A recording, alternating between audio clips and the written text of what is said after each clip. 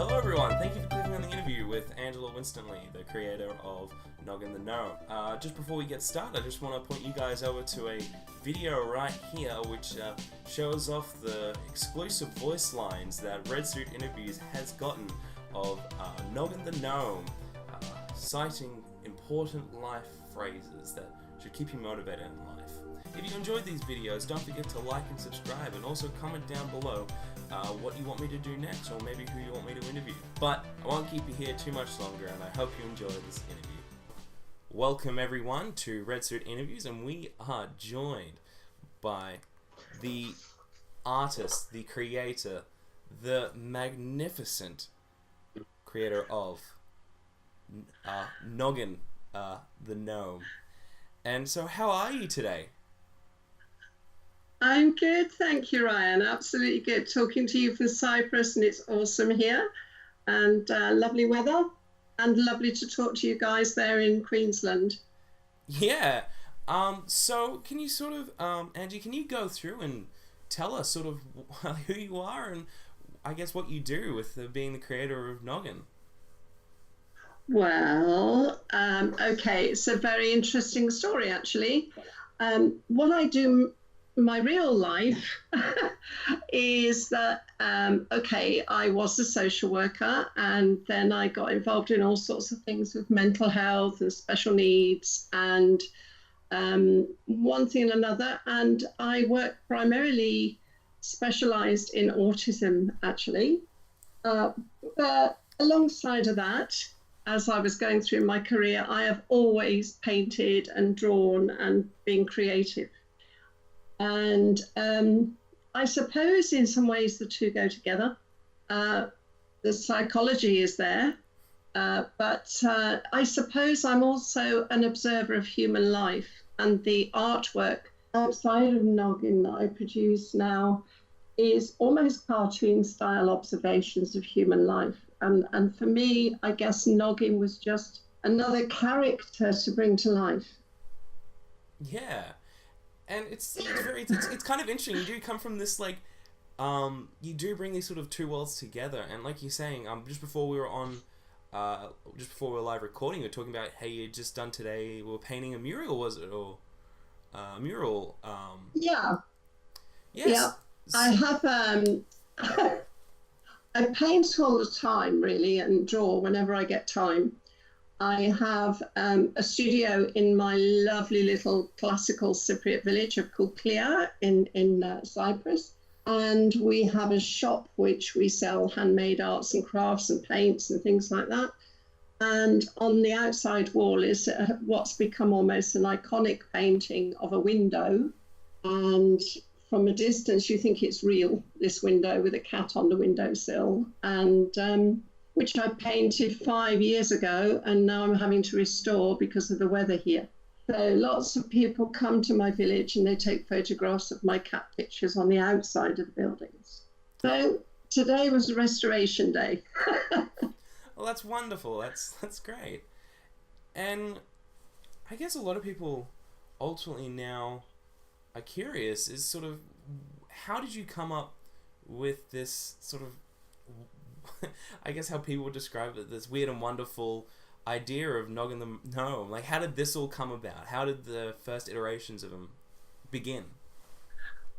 Okay, well, in the very beginning, I had a friend, Angela Jones, and Chris Lawrence, and they were using like a little plastic gnome to raise money to restore the Long Itchington Pond in Warwickshire, England, because the pond needed clearing out. And so people were paying money to get this little gnome to go and stay at their house for a week or whatever. And this was a way of generating income. And they asked me if I would bring this gnome to life and use my artistic ability and creative ability to make him into a character and make him real. And on the back of this, I drew out the character and wrote the first book, which is The Adventures of Noggin and having written the first book, then I was showing it to friends and various things, and a friend, Steve Cartwright, happened along and liked the book, and he said, I love the character, and can I write some songs for you for the book? So I said, yeah, we can do some songs, we can make a DVD of the book, reading the book. And so we started our first collaboration that way. So the first book, which is The Adventures of Noggin Clontyth, and of course, remember that Noggin Clontyth is actually an anagram of Long Itchington, which is where he comes from. Well, that's actually quite interesting. Someone else, because we're going to get later into this interview as some user-submitted questions. Oh, people were pointing that out in the questions, and I'm like, oh, like, is this like some sort of joke? But it's actually quite interesting that people sort of notice these things as well out in the... Yeah, it is in the story. If you read or see the videos on YouTube of the story, it actually says Noggin Clontyth, Long Itchington. And Noggin, actually, his backstory is that he's a teacher, and he teaches the children, the gnome children and Gnelf children in Gnome City. Gnome City was blown away in a storm, and Noggin found himself flying through the air on a tuffet of grass and landed in Scotland, actually. And the first book tells his story of how he found his way through Scotland into England and down to Long Itchington, met the wibbly wobbly bird on the way, who told him they needed help with the village pond. And Noggin then realised that his name is the same as Long Itchington, and so it must be meant to be that he should be in Long Itchington. So that's how the name came about, and the story about Long Itchington Pond, which he came and he, like any fabulous superhero, he cleared the pond and made it all wonderful again. Oh, wonderful. Like, it's amazing even just it's actually quite amazing as well to sort of see, like, he sort of had this love and passion for the character as well. Oh yes. He's been a big part of my life. No, it is. It's quite nice. It's beautiful to see that.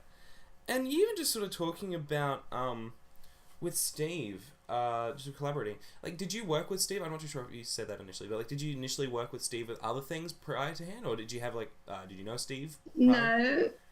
No. It wasn't. I knew Steve, but we used the same pub. You know, we drank in the same place, had a beer in the same place, and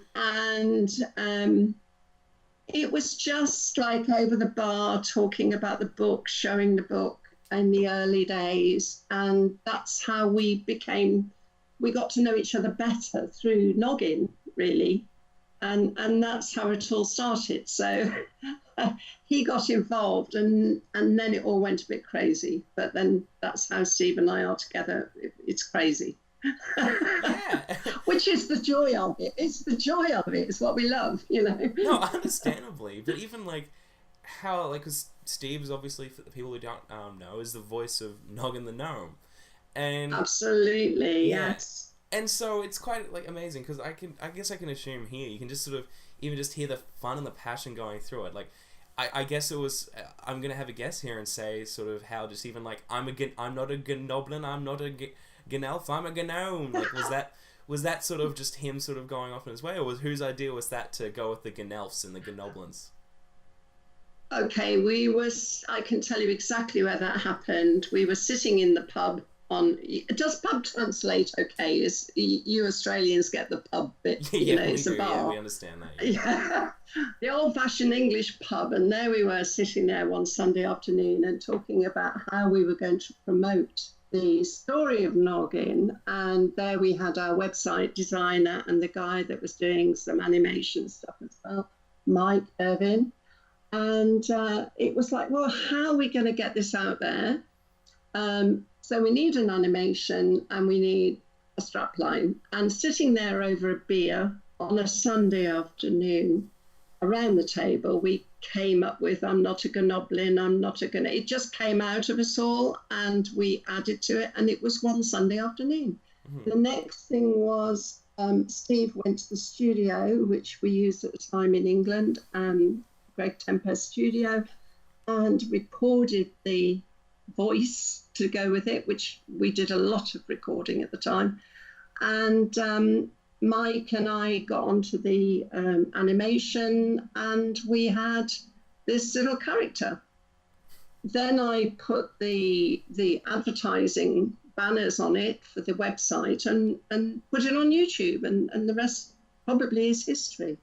Yeah.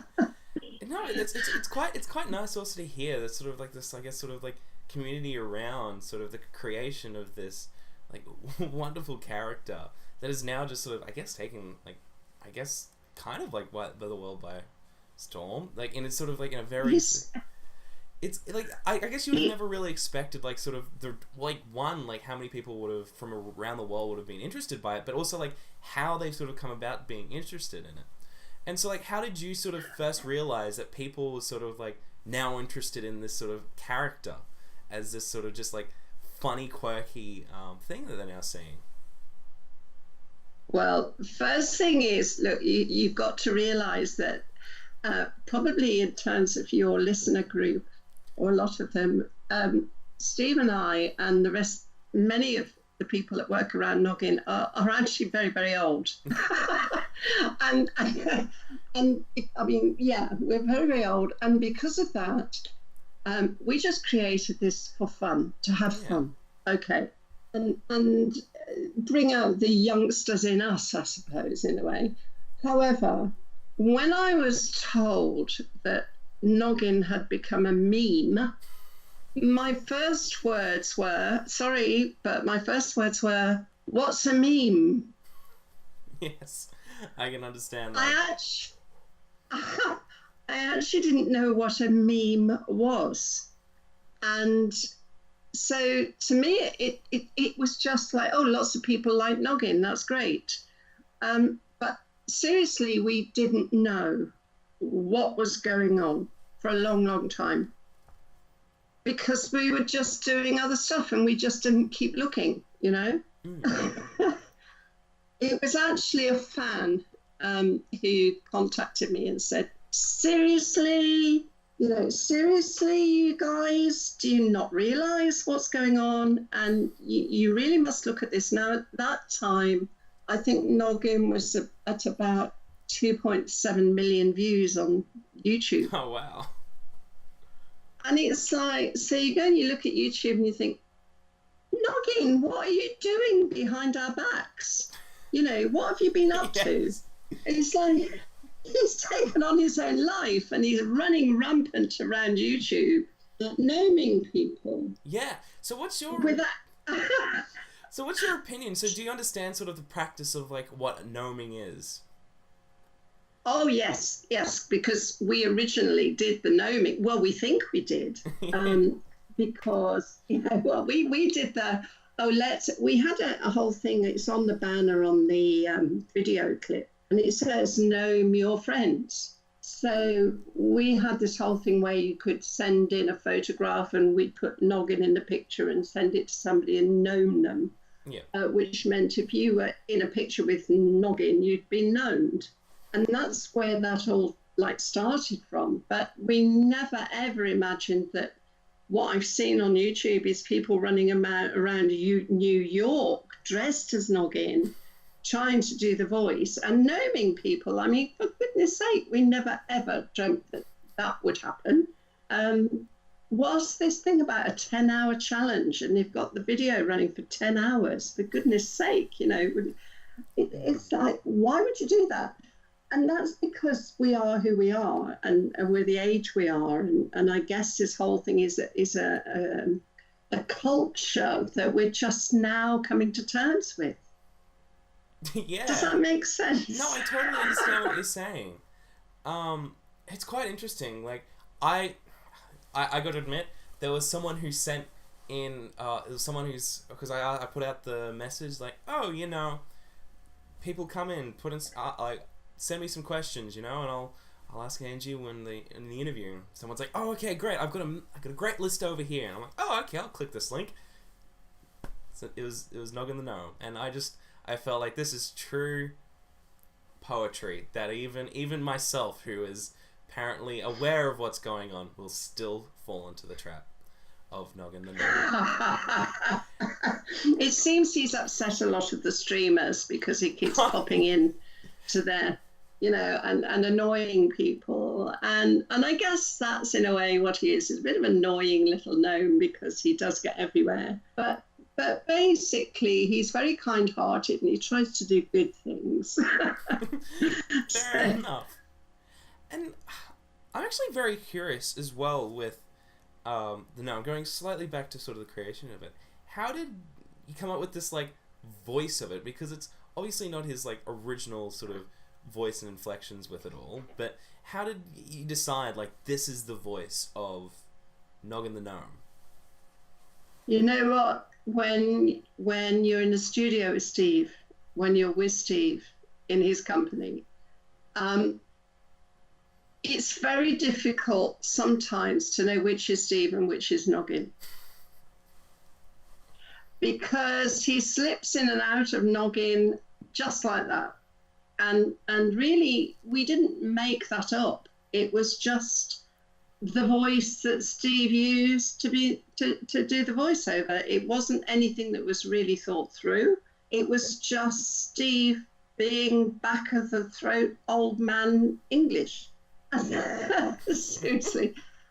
And it just seems that infectious laugh and Steve originates from Leicester, in the middle of England, Leicestershire, and okay, he's got a bit of a Leicester accent, and he's got a slight, soft, gravelly voice.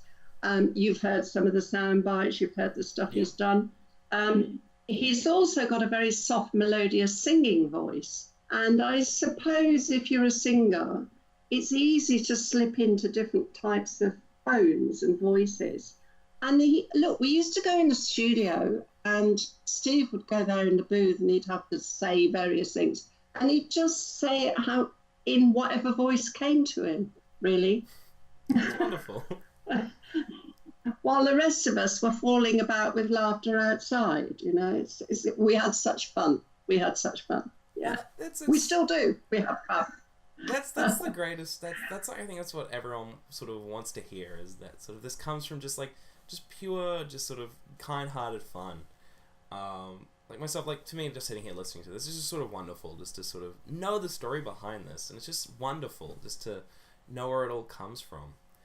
And well, it's been quite a journey, I have to say. Yeah. What do you think has been, I guess with Noggin the Gnome, what has been sort of something that you sort of wanted to put out with him? Has there been anything that you wanted to put out with the gnome, but you sort of felt, you know what, maybe not? Has there been anything like that? Or like, because you're talking about like having these sort of fun, sort of muck around sessions, I guess you put it with your, with the other people around. Has there been anything where you're like, you know what, maybe not? Like, maybe we've gotten too far with this one. Well, there are certain copies of Noggin on YouTube that we're not happy with. Yes, of course, yeah. From the point of view of our own ethics and our own standards, that it's like, whoa, that's just gone a bit too far this way or that. Now, okay, we recently produced the latest video, which the clip, which we think is great, but again, probably because we're elderly, we didn't sort of get the fact that it might be seen as a bit naughty, and so we're quite surprised by that. I mean, I've got 5 grandchildren, Steve has 3 or 4 grandchildren, and we we did this thing because our fan base was the sort of age they are, and from a lot from America, UK, Australia, various places. So we thought, yeah, okay, what do people at this age find funny? So we did this video, and really surprised when we found it had gone adult rated. Wow. Oh yes. That's amazing. So again, Noggin's done this thing, hasn't he? He's now gone naughty gnome. So And it's the most fabulous piece of artwork. It's been produced by DigiReal Studios here in Limassol and around Cyprus, but I'll talk more about that because one of your fans has asked a question. Yeah, it's very, yeah. People are curious about that. Hey, well, yeah, we were really surprised. It's like, what's happened? So you're probably the first to know we will be producing another animation so that it's a little less difficult for young people. Well, everyone... Who would have thought? Everyone, get excited. Get the hype train going. Everyone, I can imagine, is now shaking with excitement for the new possibilities of where this can lead. Yes, absolutely. I was talking to DigiReal Studio today to Fedias and saying, we need a new model. So that's really exciting, and we'll be getting onto that fairly soon. Yeah. And I guess because the other one is, although I have to say, on YouTube, since he did go adult rated, I thought it was a disaster, but his ratings have gone up and up and up. Well, that's how the internet works. Get a little bit of controversy out there, and people love it. I know. But I don't know. I have to say, in answer to your question, I don't know that's really what we want for Noggin, to be perfectly honest. I don't think that's really where we saw that going. So we need to pull Noggin back and say, you behave yourself now and stop doing that stuff on YouTube and just get young. I guess, and I think this sort of ties into sort of another thing I'm sort of curious with, is that how has the now sort of development and now this the popularity of Noggin the Gnome, how has it now changed sort of your ambitions or how you now look at creating things? Because initially sort of creating it for the fun of it, and you still are, but now you're sort of realizing now there's like a massive audience out there. So how is that now impacting sort of like your creative decisions as knowing there's an audience that is like rabid for anything coming out? We do read the fan mail that comes through the website, and we read the comments on YouTube. So we're very, very much listening to Noggin's fans, not our fans, Noggin's fans, I shall say. And we're very much trying to respond to them from, for what they want. So we have another story which we recorded some years ago that's currently being worked up to go out on DVD, go out in parts with the song sheets and everything else, and that's fully animated. And then Steve was over here in March, and we recorded the story and the new songs for the latest Noggin story, which is Noggin in Cyberspace. We've had The Adventures of Noggin Clontyth. We've had Noggin Clontyth and the Flying Machine. And now we've got Noggin in Cyberspace. And what we wanted to do with that was to really reflect what's happened to Noggin and Noggin's journey. And of course, what he's going to do is find himself stuck in cyberspace, being cloned, lo and behold. And so there'll be all these little Noggins that aren't Noggin, but could be Noggin. And we'll have Denzel the Dream Dragon back in there. We'll have some new characters as well that we've created, and some fabulous songs that we've already recorded. So that's the next thing, is to give people Noggin in cyberspace. And we're keeping on doing the short video clips because people like to use those. And we're building on the merchandise because, again, we've got fans asking for this. So we're building up on the merchandise through the website and stuff. So it's busy here. I guess I think these are some really exciting things to come along. I think that's a great thing when fans ask for merchandise. I think that's a solid. Oh, okay, yeah, sure. We'll do that. Yeah. Yeah, if I had friends who were So go ahead. The problem I have, Ryan, is sometimes I don't even know what they're talking about, because the young people, and you have your own language nowadays, and that's fine, that's cool, that's lovely, but I don't know. So I have to go to one of the younger members of our team and say, what is this about? I don't understand it. Please translate this into old speak for me. which they do, and so we are actually all over it. And although I'm sort of a bit past the young internet speak age, I'm learning it fast. I'm Googling stuff and I'm asking questions, and we're trying to give them what they want if we can understand what they want. Well, I guess that's you knew, like, talking about, you just mentioned like streamers and stuff like that, and I was like, wow, okay, all right, so we're already like 5 steps ahead of like most people in the world. Like, that's that was awesome. 18 months ago, I wouldn't have known what I would have thought. A streamer was something you hung up at Christmas. Yeah, I know what you mean. You know. I go through my own, like, see, I still struggle with sort of internet speak, especially with the sort of like online platform that I have. It's because I do quite often like fan questions and stuff like that, and yeah. I'm always like wary, especially with people, like, I don't know what's like an internet joke sometimes when they send me something. So someone might ask like a genuine question, but I'm always just like, what do they mean by this? Like, is this actually like yes. some sort of like deep level sort of internet joke, and I can't keep up with it, because sometimes I'll say something, yeah. and then people will be like, haha, got him there, and then other times yes. I'll just avoid something and people be angry about because I missed a serious thing. So it's not just you or anyone, it's everyone. Thank you for that. That helps me feel a bit better. I do constantly check things out, because in people say nowadays things like, oh, that's sick. Well, okay, sick in urban terms means it's good, whereas in my understanding of sick is bad. So we have to look all these things up and check them out, and so we don't give the wrong responses. But I say I do have young people built in around me on the team to refer to. Well, that's lucky. I think it's like. Yeah, the fan mail is picked up and filtered, but we have young people who look at the fan mail, so they can actually, although we see everything. Yeah. Yeah, well, even just sort of touching sort of like the fan response and stuff like that.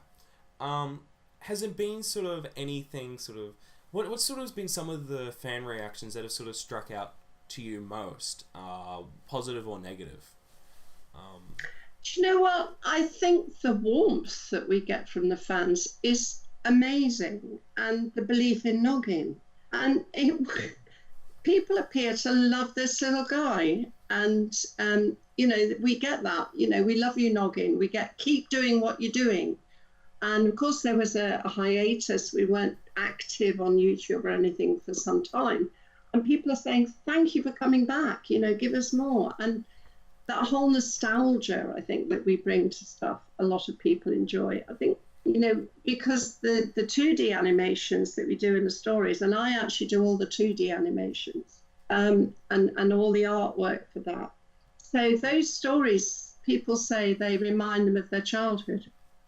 And I guess we have that air of nostalgia, which is great and it's fun.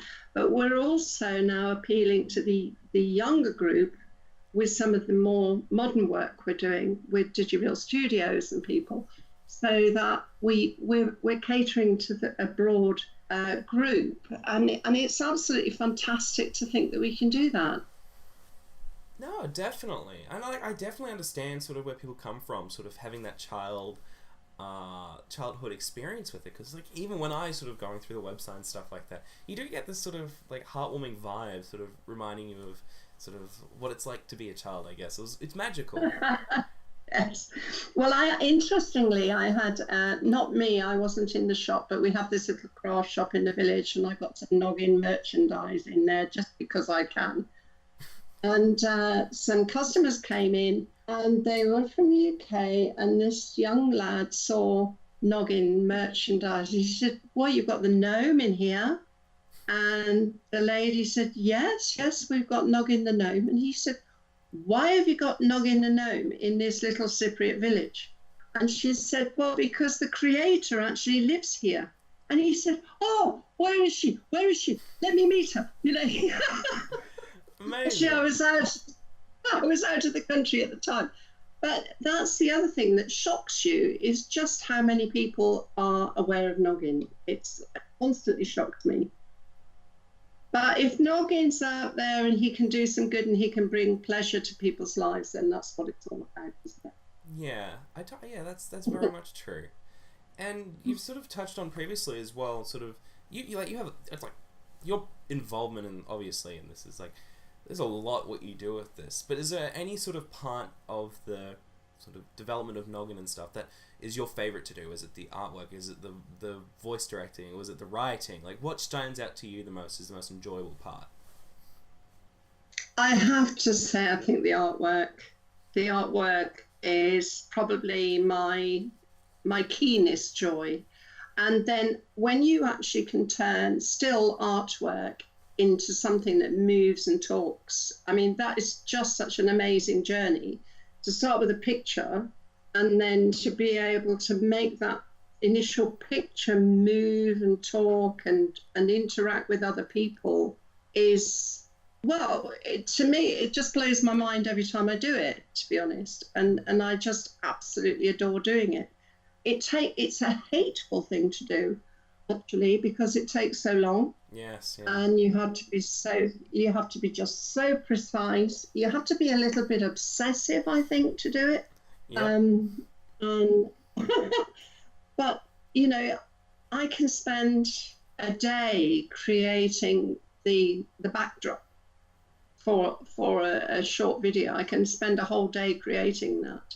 And then once I'm starting to put the characters in front of the backdrop, and it's like building a stage set, and then you put the actors into place, and then you make the actors speak, and it's just the most incredibly fulfilling thing for me.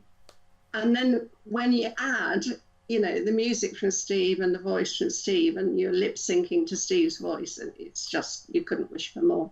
I understand that. That is quite nice. And even with the art style or like the story itself, were there any sort of big inspirations for yourself in creating? Like, was there any sort of like particular book series or art that sort of stuck out to you most as sort of like that inspired you to sort of go down this path? I don't know. I mean, I'm very, very influenced by humorous art and people who paint with humour.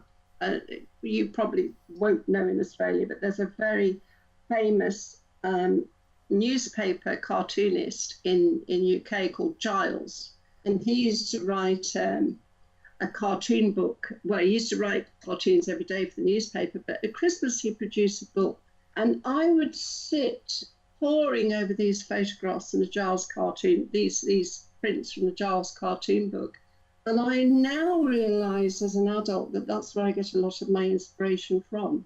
And seriously, even in my paintings, I'm very Giles, but you don't know until afterwards, perhaps that's where you get it from. But it's interesting, and Noggin certainly has got a lot of that about him.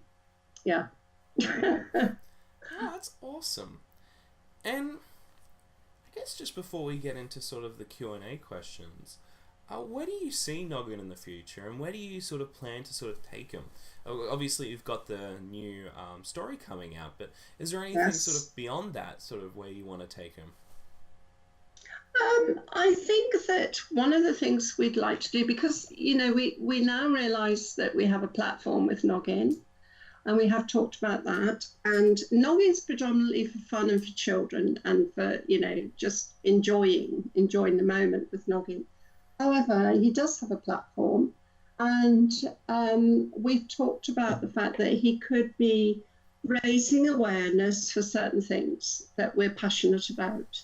And that might be, autism awareness, people with special needs, whomever. If Noggin, because backstory is that he was a teacher and he helped people, and I think we want to keep that whole thing alive a little bit with Noggin, and let him help people, let him not in a political way, but just in a good guy superhero sort of way.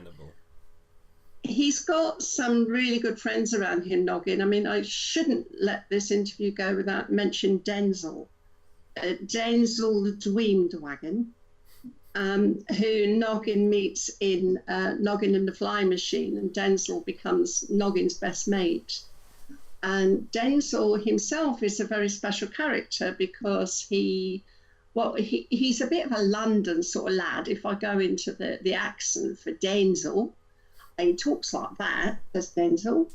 And Denzel says, you know what? He says, I'm a dweem dragon. I'm not a fierce dragon. Because when I was a little dragon, I breathed in instead of out when I was learning to breathe fire. And I hurt my throat. So I can't do fierce anymore. I can't breathe fire. I don't do fierce. So I do good deeds instead. And I make people's dreams come true. And that's Denzel. So he's another character that we really want to bring forward.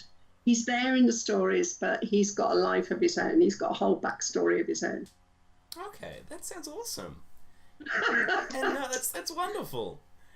And I just had another. I think we may have slightly touched on this just before you get in. I just came to me as well, just thinking about it. Because you're talking about, like, initially it was sort of, obviously the audience initially was sort of like a younger audience, sort of for kids essentially. Yes. And now that you've got this, I guess like a much older audience and sort of appreciating it in a very unique way. And obviously you talked about like how you put out like a more cheeky noggin, but how have you tried to sort of balance that with trying to still be obviously or are you still trying to touch the ultimate roots with noggin, but also still try and, I guess from your perspective, try and now balance this new audience that is like really, really passionate over noggin? Has there been like a struggle over that, or do you feel like they have like similar interests that it doesn't make it difficult for you? I think we're still finding that out, to be honest, Ryan. In that we're posting regularly videos on YouTube, and I have to tell you, some of those videos are from 2006 that people have never seen. 2008. Seriously, they're or we may revive them a little, but they're unseen material, and we have a lot of that. So we're going through that material now. From what we read from people, they like that stuff. They like some of the older stuff, and there's a lot more to come. But it just takes time to produce the animations, but there's a lot more to come. The balance of the fan group, I mean, our fan base, according to the statistics, is sort of 15 to 35, which is quite a wide fan base group. So, yeah. And interestingly, mainly male. So we know who we are in the main, who we're writing for, although not exclusively. We have to remember that there are young kids coming up, and everything we produce, which is the cheeky gnome's a bit naughty, should be able to be seen across age groups and be fine, and excite across age groups as well. So this is why we need the balance between the more modern contemporary stuff and the older, more nostalgic stuff. But at the same time, we've got the new face of Noggin now. He has evolved. If you go onto the website, you'll actually see how he's evolved right from the start to now. And he's still Noggin, but he's more sophisticated in terms of his presentation. And so we've got this more sophisticated style of Noggin being superimposed now onto the older stuff. So it's just a fascinating journey, really. That's awesome. No, I think it's quite amazing that you now like you guys are in a very, very interesting position, and frankly, like, this is the first time in history that we've had to that people are experiencing this, and I think that's sort of one of the things I sort of want to bring to light with what I do, is sort of bringing a light to these amazing stories that we've never heard of before happening, about how people who can just get together, create something, and then just like millions of people across the world has now fallen in love with this. I know, it's for me it's weird. Yeah, and but it's wonderful, weird and wonderful. Yeah. It's the weird and wonderful world of the internet, and I think it's just a beautiful story, and we can just hear like your amazing story, and I think this is what people need to hear, and I think this is what people love to hear. But anyway, we'll get into the Q&A questions, because there are some very excited people out there. So interesting questions. So, first question by To Dussel O'Common asks, are you a Gnelf? No, I'm a Ganangela. Okay. A Ganangela. A Ganangela. Actually, I shall stop introducing myself as Ganangela. No, I'm not a Gnelf. I am portrayed in one of the YouTube videos as a fairy, actually, and I turned my husband into an elf and shrinking down to being a frog in one of the early animations on Angie 8051. But no, I guess I'm more of a fairy, really, than a Gnelf or a Gnoblin or a Gnome. I just sort of just realized then as well, is you're talking about like even your husband in this as well. So I didn't even think of this. It's just like, how is your sort of friends and family? Because like, of course, like you've now investigated and learnt the or like the internet. Like, how does your friends and family now cope and deal with like you now being this like internet celebrity? Well, it doesn't impact on them too much, to be perfectly frank. I mean, we live our quiet life here in Cyprus. My husband does do various things like going to the post with merchandise if there's nobody else to do it. Helps out in that way. He has stuff run through it. He's a very good proofreader. So he does a lot of the proofreading and the grammar corrections and things. He does a lot of that back work. Other than that, he sort of has to live with his wife being dragged away by this little gnome, as well as other things. I suppose Noggin could be seen to be the other man in our marriage, in a way, if you like to put it that way. No, it's not a problem. My kids, I think, are still, I mean, they're adults. I've got grandkids, and they're still trying to get their heads around it, I think, as to, well, what's happened with mum, you know. So it's not a huge impact. I think the biggest impact is for Steve and I and what we do with the gnome, really.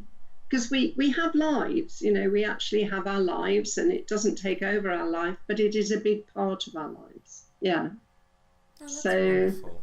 I think at our age, that's how you are, really, because you know you've got so much going on.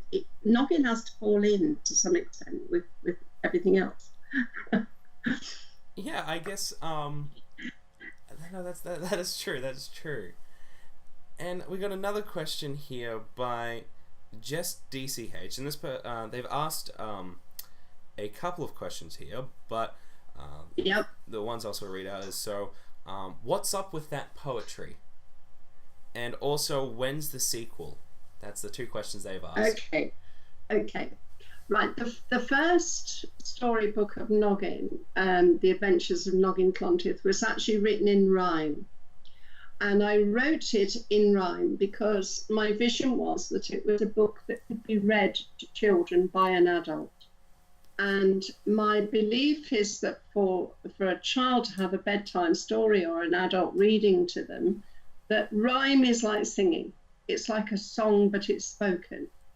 And I wrote it with a view to, you know, either the parent reading to the child or the adult reading to the child, or to encourage children to read. But because it's written in rhyme, it's actually easier for them to read because it's, again, a bit like singing. Yeah. So that's why the first book was written in rhyme. And that's also partly why it was picked up for songs. And Steve wrote the songs because it's an extension of the rhyme.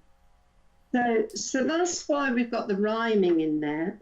The sequel, well, as I say, we do have Noggin and the Flying Machine. Some people may have seen parts of that on YouTube, Angie 8051 already, because there are parts of it. But the whole thing will be available, probably in 2 months' time, and it'll be out there and available for people.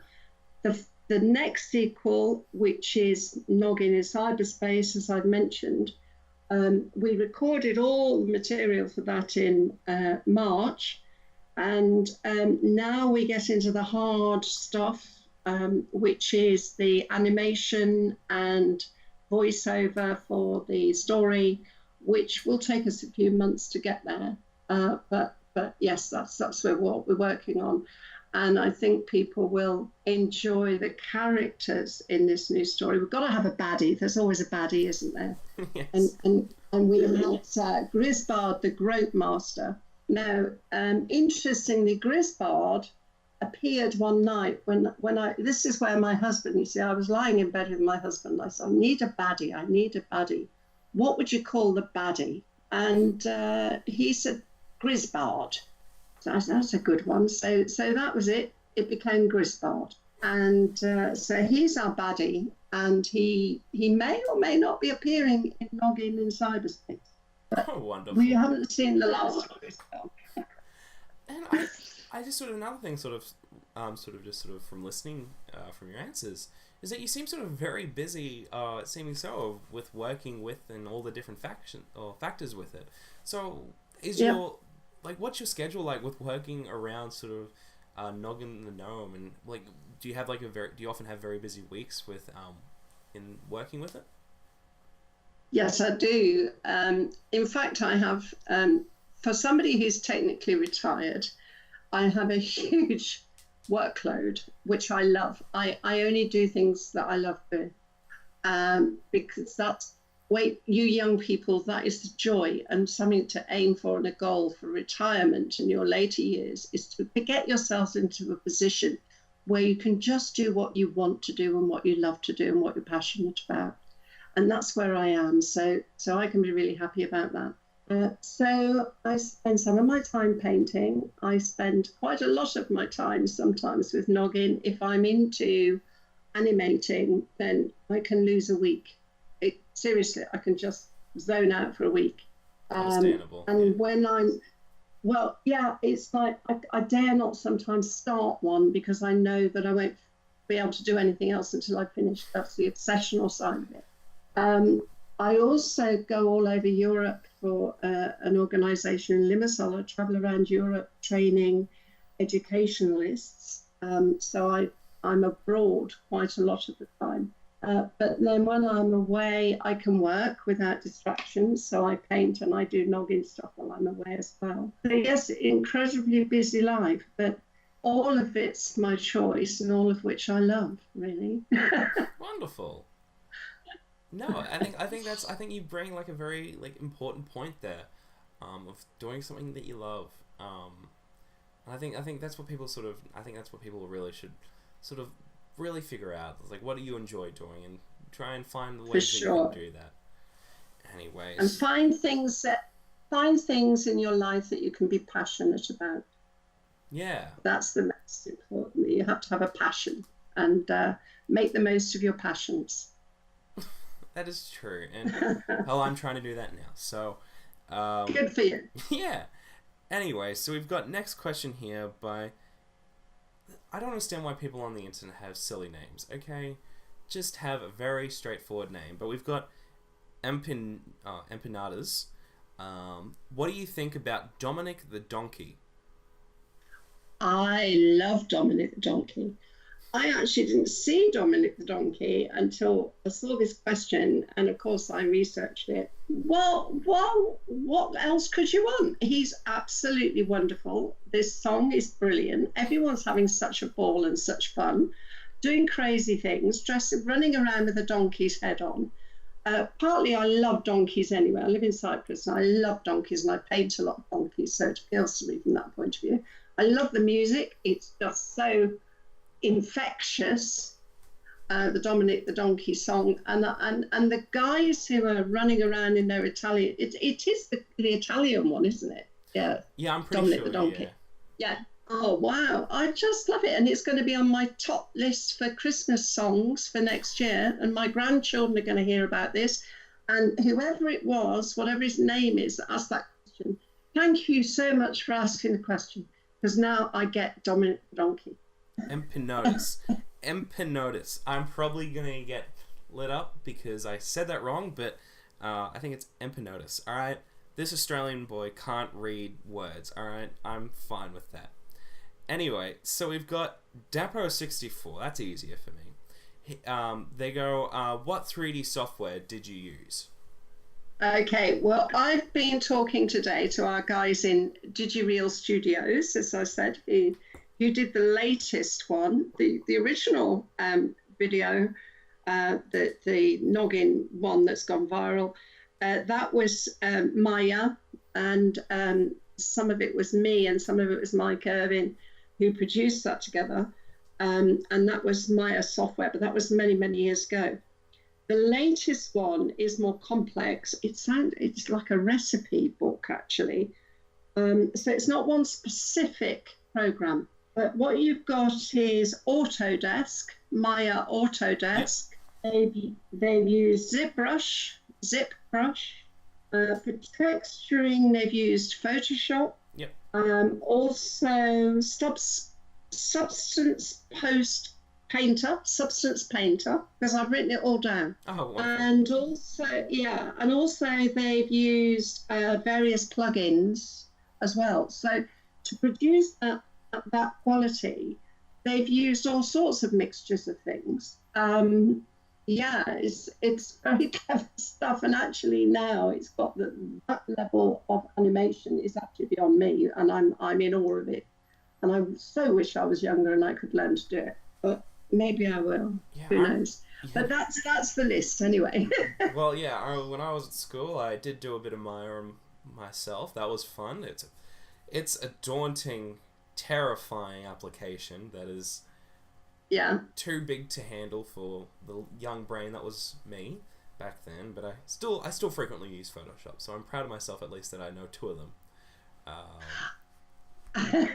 For the 2D, actually, surprisingly, people often are surprised to hear all of the 2D movies are done with a program called Microsoft Photo Draw, which is actually no longer being made, but you can still get secondhand copies of it. And also Windows Movie Maker 2006, I think it's the older version of Windows. Both versions Movie are not accessible. You can't get them anymore. That's wonderful. Oh, you can still download Windows Movie Maker. Can you? You can actually. Yeah, you can, the older version, because so many people don't like the new one. You can still download the old one, and it's free. And the Microsoft Photo Draw, you can still buy new old copies on eBay. Oh, wow. So they're still out there. You can still get hold of it. But look, I know that software. I know what I'm doing with it, so that's what I use. No, that's smart. And it's more of an artist's palette than Photoshop. Understandable, yeah. Because I'm creating artwork digitally. Yeah. If you see what I mean, I'm painting digitally. Yeah. No, that totally makes sense. No, well, I think that's one of my guilty secrets is that I spent a very long time trying to get Movie Maker, even though I know how to use better video editing software. Sometimes you just need Movie Maker and it's a lot easier, but I couldn't find it. But it's good to know that there are old ones out there. Yeah, you can. But is it 2.6? I think you can down the old one, Movie Maker 2.6. Okay, well, I'll probably... Yeah, Movie Maker 2.6, the one you need. Okay, well, everyone, interviews from now are going to be edited on Movie Maker, so if anything goes wrong, it's Angie's fault, okay? It's not my fault, okay? It's not my fault, alright? Anyway, so we've got a question here by Chuck Toyoshi, is wondering if...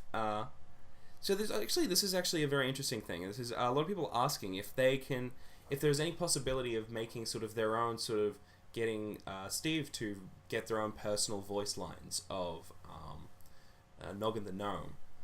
Is that a possibility? So if people were if people wanted to get their own personal recordings, and if so, I was like, how can people get that?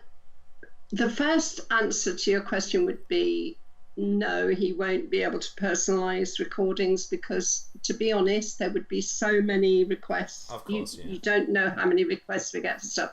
And bless him, he'd be having to double up and clone himself to cope with that. However, we are producing voice recordings all the time, new voice recordings. And we do have a soundboard on Google Apps. You need to get the right one to get the real Noggin range of voices. But it's also on our website, the soundboard. So you can link it through the new, I have to stress the new Noggin Clontarf website. And no, he's not going to be able to put your name in it or whatever, but you can download those. I mean, I think you can get 22 sounds or sound bites for something like 99 cents. It's silly money to download it. And some of them are free anyway, and you can get ringtones and all sorts with Steve's voice. But personalizing it, no, that's more difficult. We do personalized photographs where you can send in your photograph and we'll put Noggin in the photograph with you and send you back the JPEG. So we can do that. And we do that because people ask us to do it. But the voice is more difficult. That's understandable. You guys are people. You have your own lives and stuff like that. Yeah. I remember there's quite a few other people I've interviewed, and their job's essentially just to do videos by people who are wanting videos of them saying stuff, and they get inundated with tons of stuff like that. That's their job. That's all they do. So yes. I couldn't imagine just like what Steve would have to go through to try and do everything.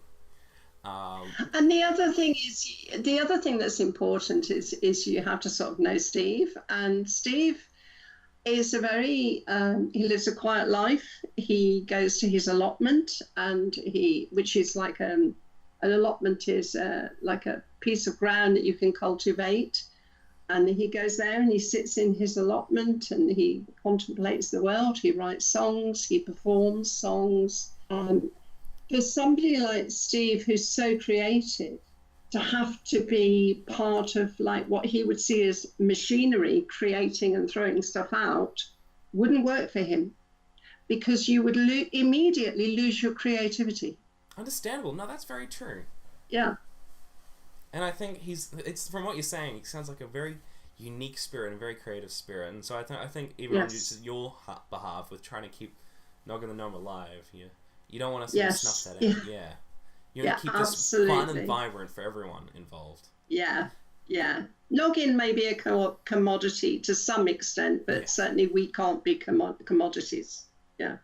No, that's very good. That's actually a very good way to put it. I like that.